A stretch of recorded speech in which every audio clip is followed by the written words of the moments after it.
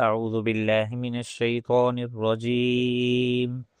بسم الله الرحمن الرحيم.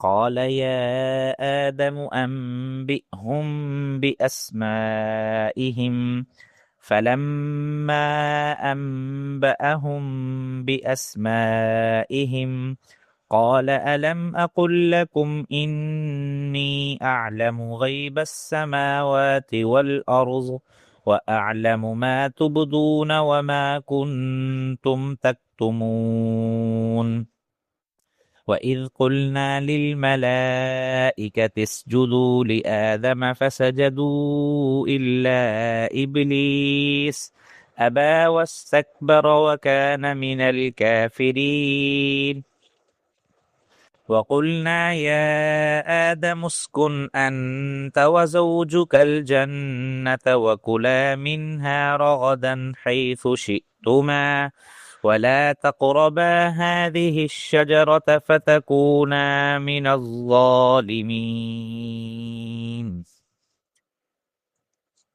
سورة البقرہ پارہ نمبر 1 آیت نمبر 33 34 اور 35.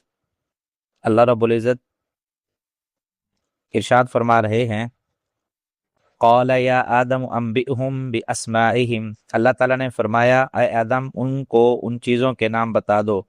فلما انبأہم باسمائہم، سو جب انہوں نے ان کو ان چیزوں کے نام بتا دیے، قال الم اقل لکم انی اعلم غیب السماوات والارض، اللہ تعالیٰ نے فرمایا کیا میں نے تم سے نہیں کہا کہ بے شک میں جانتا ہوں آسمانوں اور زمین کی غیب چیزوں کو، وَأَعْلَمُ مَا تُبْدُونَ وَمَا كُنْتُمْ تَكْتُمُونَ، اور جو تم ظاہر کرتے ہو اور جو تم چھپاتے ہو اس کو بھی میں جانتا ہوں. وَإِذْ قُلْنَا لِلْمَلَائِكَةِ اسْجُدُوا لِآدَمَ فَسَجَدُوا إِلَّا إِبْلِيسَ، اور جب ہم نے فرشتوں سے کہا کہ سجدہ کرو آدم کو، سو انہوں نے سجدہ کر دیا لیکن ابلیس نے نہ کیا. ابا واستکبر وکان من الکافرین، اور تکبر کیا اور وہ کافروں میں سے تھا. وَقُلْنَا يَا آدَمُ اسْكُنْ أَنْتَ وَزَوْجُكَ الْجَنَّةَ، اور ہم نے کہا اے آدم تم اور تمہاری بیوی جنت میں رہا کرو. وَكُلَا مِنْهَا رَغَدًا حَيْثُ شِئْتُمَا، اور اس میں خوب اچھی طرح کھاؤ جہاں سے چاہو. وَلَا تَقْرَبَا هَذِهِ الشَّجَرَةَ، اور نہ قریب جانا اس درخت کے. فَتَكُونَا مِنَ الظَّالِمِينَ، وگرنہ تم ظلم کرنے والوں میں سے ہو جاؤ گے. آیت نمبر 33 کا خلاصہ حضرت آدم علیہ السلام کا علم اور فضل ظاہر ہونا ہے. جب فرشتوں نے ان چیزوں کو نام بتا دیے، اپنے عاجز ہونے کا اظہار کر دیا جو ان پر پیش کی گئی، تو اللہ جل شانہ نے حضرت آدم علیہ السلام کو حکم فرمایا کہ تم ان کو ان چیزوں کے نام بتا دو. چنانچہ انہوں نے ان چیزوں کے نام بتا دیے. فرشتوں کی عاجزی اور حضرت آدم علیہ السلام کے علم کا خوب اچھی طرح مظاہرہ ہو گیا. تو اللہ تعالیٰ نے فرشتوں سے فرمایا کیا میں نے تم سے نہ کہا تھا کہ میں آسمان اور زمین کی پوشیدہ چیزوں کو جانتا ہوں اور وہ سب کچھ جانتا ہوں جو تم ظاہر کرتے ہو جو تم چھپاتے ہو. مفسر بیضاوی لکھتے ہیں اس میں اس بات کی طرف اشارہ ہے کہ جب تم سے کہا گیا کہ زمین میں خلیفہ پیدا کرنے والا ہوں تو تمہیں توقف کرنا چاہیے تھا اور اس میں انتظار رہنا مناسب تھا. اس نئی مخلوق کے بارے میں ایسی معلومات حاصل ہو جائے جو اس کے فضل و کمال اور اس کے مستحق خلاف ہونے پر دلالت کریں. خلیفہ پیدا فرمانے کا اعلان سننے ہی اشکال کرنا درست نہ تھا. اور یہ جو فرمایا میں جانتا ہوں جو تم ظاہر کرتے ہو جو تم چھپاتے ہو، اس کے بارے میں مفسرین نے لکھا ہے جو تو ظاہر کیا وہ یہ بات تھی کہ جو بطور سوال عرض کی تھی آپ پیدا فرمائیں گے جو زمین میں فساد اور خون خرابہ کریں گے، اور جو چھپایا اس سے مراد یہ کہ ہم خلافت کے زیادہ مستحق ہیں. انہوں نے یہ بات چھپائی کہ اللہ تعالیٰ ہم سے افضل کوئی مخلوق پیدا نہ فرمائے گا. واللہ عالم. ان آیت میں علم کی فضیلت معلوم ہوئی اور یہ بھی معلوم ہوا کہ خلافت کے لیے علم ضروری ہے، اور یہ بھی معلوم ہوا کہ حضرت آدم علیہ السلام فرشتوں سے افضل ہیں کیونکہ ان کو ان سے زیادہ علم دیا گیا تھا. جس طرح کہ اللہ رب العزت نے قرآن مجید کے اندر ارشاد فرمایا قل هل يستوي الذين يعلمون والذين لا يعلمون، کیا برابر ہیں جو جانتے ہیں اور جو نہیں جانتے. اور اسی طرح آیت نمبر 34 کا خلاصہ حضرت آدم علیہ السلام کو سجدہ کرنا فرشتوں کا اور ابلیس کا انکاری ہونا. جب حضرت آدم علیہ السلام کی فضیلت ظاہر ہو گئی، اللہ جل شانہ نے حکم فرمایا کہ ان کو سجدہ کرو. حکم تو پہلے دیا جا چکا تھا لیکن انہوں نے نہ مانا. جب ان کے علم اور فضل ظاہر ہو گیا اور سجدہ کا سبب یعنی حضرت آدم علیہ السلام کا افضل ہونا معلوم ہو گیا تو حکم سابق کا اعادہ فرمایا تو تاکہ فرشتے اپنے عمل سے ان کی فضیلت کا اقرار کریں اور حکم کے مطابق سجدہ میں گر پڑیں، لہٰذا وہ آدم علیہ السلام کے لیے سجدہ ریز ہو گئے۔ آدم کی تخلیق سے پہلے ہی جو انہوں نے مفسد اور خون خرابہ کرنے والا کہہ دیا تھا اس کی بھی تلافی ہو گئی۔ سجدہ تعظیمی تھا، یہ بات یقینی طور پر ہر مسلمان جانتا ہے کہ یہ سجدہ عبادت کا نہ تھا، کیونکہ عبادت صرف اللہ تعالیٰ کے لیے مخصوص ہے۔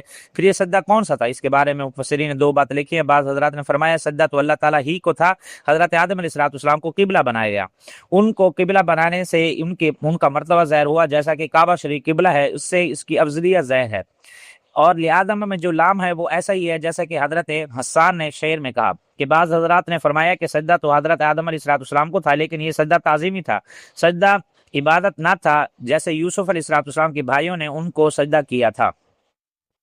شریعت محمدیہ میں غیر اللہ کو سجدہ کرنا حرام ہے، خواہ کیسا ہی سجدہ ہو۔ سجدہ تعظیمی جو حضرت یوسف علیہ السلام نے بھائیوں نے کیا ان کی شریعت میں جائز تھا، یہ شریعت سابقہ کی تھی جو منسوخ ہو گئی۔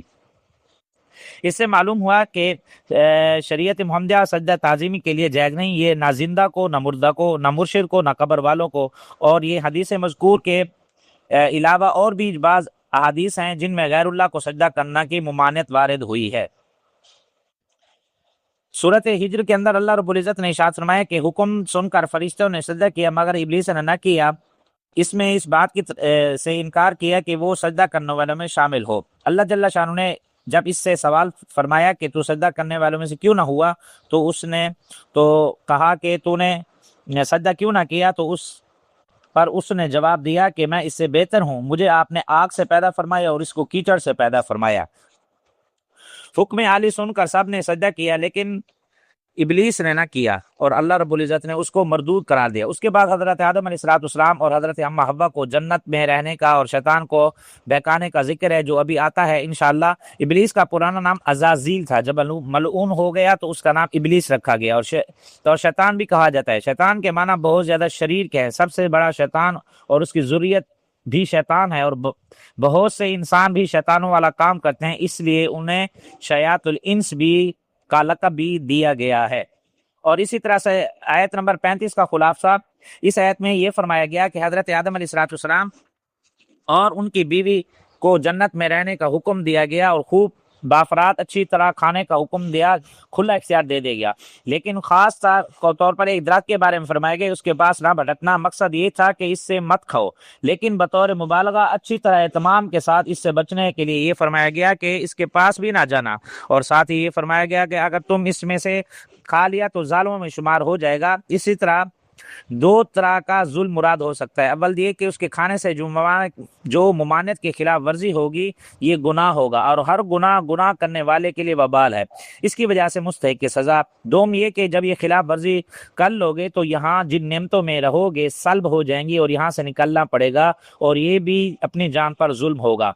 درخت کے کھانے سے منع کیا، وہ کون سا درخت ہے؟ اس بارے میں حضور اقدس صلی اللہ علیہ وسلم سے کچھ ثابت نہیں، حضرت ابن عباس اور بعض دیگر صحابہ سے منقول ہے کہ گھیو کا درخت تھا۔